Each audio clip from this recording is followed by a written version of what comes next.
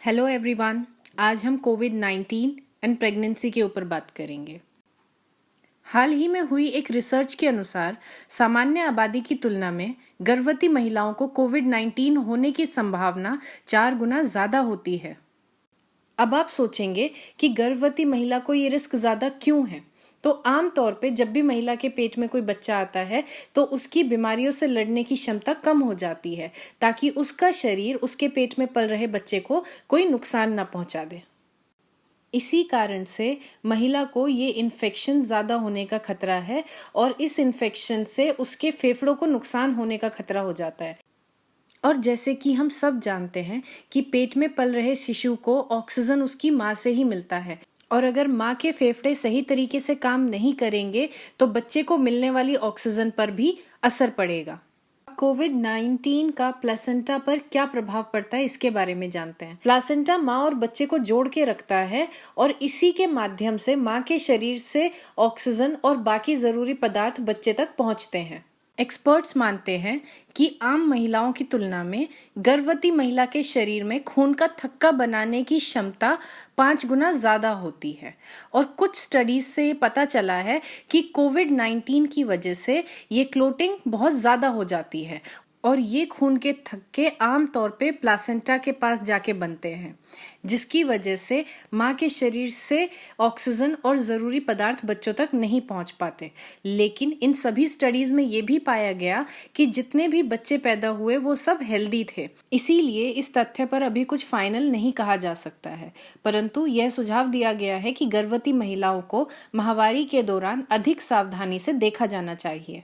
अब बहुत सी महिलाएं आजकल ये सोच के टेंशन में हैं कि क्या उन्हें एंटीनेटल चेकअप या विजिट्स के लिए जाना चाहिए कि नहीं। आमतौर पर पूरी प्रेगनेंसी के दौरान महिला को कम से कम 4 एंटीनेटल विजिट के लिए जाना चाहिए, और इस माहवारी के समय में भी बेहतर है कि आप अपनी विजिट स्किप ना करें, क्योंकि प्रेगनेंसी में बहुत से ऐसे टेस्ट हैं जो कि टाइम बाउंड होते हैं, मतलब उसी समय हमें करने होते हैं, उसी महीने में हमें करने होते हैं। क्योंकि बहुत सी बार ऐसा होता है कि महिला को पता ही नहीं चलता, वो आम सिम्टम समझ के उसको छोड़ देती है, लेकिन वो समस्या गंभीर हो सकती है।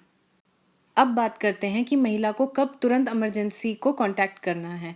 अगर उसको लग रहा है कि उसका बच्चा ठीक तरह से मूवमेंट नहीं कर रहा है, सुस्त पड़ रहा है, या उसको लेबर पेन स्टार्ट हो रहे हैं, या फिर कुछ अनयूजुअल सिम्टम्स हो रहे हैं, मतलब जैसे सर दर्द हो रहा है, धुंधला दिख रहा है, उल्टियाँ बहुत ज़्यादा हो रही है, या फिर एमनियोटिक फ्लूइड लीक हो रहा है, पानी लीक होना शुरू हो गया है, या फिर ब्लीडिंग हो रही है महिला को, तो उसको इन सभी कंडीशन में तुरंत हॉस्पिटल को कांटेक्ट करना है। वैसे तो आप सब जानते हैं कि कोविड-19 के क्या क्या सिम्टम्स हैं, लेकिन फिर भी एक बार रिमाइंड कराने के लिए, अगर महिला को सर दर्द हो रहा है या बुखार आ रहा है, या उसको गले में खराश लग रही है बहुत ज़्यादा, या उसको शरीर दर्द कर रहा है, या खांसी जुकाम हो रहे हैं, या सांस लेने में तकलीफ है, तो ऐसे में महिला को तुरंत अपने डॉक्टर को कांटेक्ट करना है और अपनी मर्जी से दवाई नहीं लेनी है, डॉक्टर की सलाह पे ही दवाई लेनी है। अब बात करते हैं कि क्या क्या एक्सरसाइज करें और डाइट में क्या लेना है। तो जो आपको एक्सरसाइज बताई गई है एएनसी के टाइम पे, जो एक्सरसाइज आपको पता है, तो वो सभी एक्सरसाइज आपको डेली रेगुलरली घर पे करनी है। कोशिश कीजिए कि आप क्लासेस वगैरह में ना जाएं, क्योंकि वहाँ पे आप बाकी लोगों से भी मिलेंगे और इससे कोविड का खतरा बढ़ जाएगा।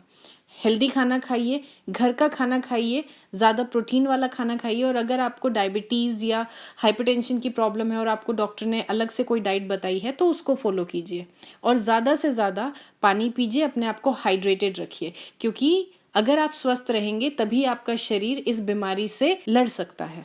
अब आजकल एक और समस्या हम लोग देख रहे हैं कि जिन महिलाओं की डिलीवरी की डेट पास आ रही है वो बहुत ज़्यादा पैनिक कर रही हैं। उनको लग रहा है कि अगर हॉस्पिटल में एडमिशन नहीं मिलेगा तो, सीनियर कंसल्टेंट अवेलेबल नहीं हुए तो, और ऐसे ही बहुत से डाउट अपने मन में लेके बहुत सी महिलाओं को पैनिक अटैक्स तक हो रहे हैं। तो ऐसे में आप अपने आप को प्लीज़ पैनिक मत कीजिए, क्योंकि पैनिक करने से आप अपने और अपने बच्चे की सेहत को नुकसान पहुंचा सकते हैं।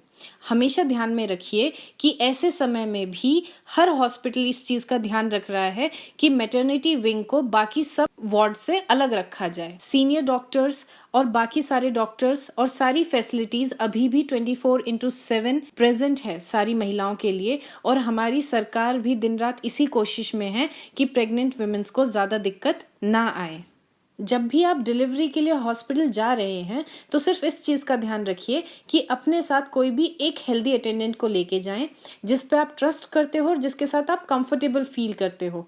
वहाँ पे बहुत ज़्यादा फैमिली का आना जाना ना हो, क्योंकि उससे जितना ज़्यादा माँ और बच्चे को एक्सपोजर होगा जितने ज़्यादा लोगों से, उतना ज़्यादा कोविड-19 होने का खतरा बढ़ जाएगा। अब आजकल बहुत सी महिलाएं ये भी सवाल करती हैं कि क्या ऐसे टाइम पे उनको प्रेगनेंसी प्लान करनी चाहिए कि नहीं। इसके जवाब में सिर्फ इतना कहा जा सकता है कि अभी भी हम लोग नहीं जानते हैं कि कोविड-19 किस तरीके से गर्भवती बच्चे को नुकसान पहुंचा सकता है।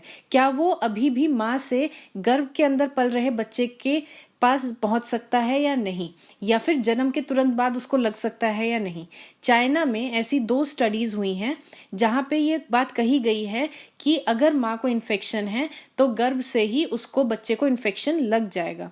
इंडिया के अंदर भी पहला केस इस तरह का पूना में इस हफ्ते देखा गया है, लेकिन फाइनल तौर पे इसके बारे में अभी कुछ नहीं कहा जा सकता, क्योंकि ये स्टडीज बहुत ही छोटे नंबरों के ऊपर हुई है, बहुत ही कम संख्या के ऊपर हुई है। इस स्टडी को एक बड़े पैमाने पे करने के बाद ही कुछ फाइनल तौर पे कहा जा सकता है। और अब जैसे कि हम सब जानते हैं कि रोकथाम इलाज से बेहतर है, तो इसीलिए कोविड-19 से बचने के लिए आप क्या क्या करते हैं। आपको रेगुलरली हाथ धोने हैं, हमेशा हाथों को सैनिटाइज करना है बीच बीच में। जो भी सब्जियां और सामान आप बाहर से ला रहे हैं उनको अच्छे से पहले धोना है बनाने से पहले, या फिर अगर कोई सामान पार्सल के उस पे आ रहा है तो उसको सैनिटाइज करके ही आपको टच करना है। 6 फीट की सोशल डिस्टेंसिंग मेंटेन करनी है। क्राउडेड जगह पे जाना अवॉइड करना है। और आखिरी में आपको ग्लव्स पहनने हैं, मास्क पहनने हैं जब भी आप बाहर जाएं। Thank you for watching. For more videos please do like and subscribe to this channel.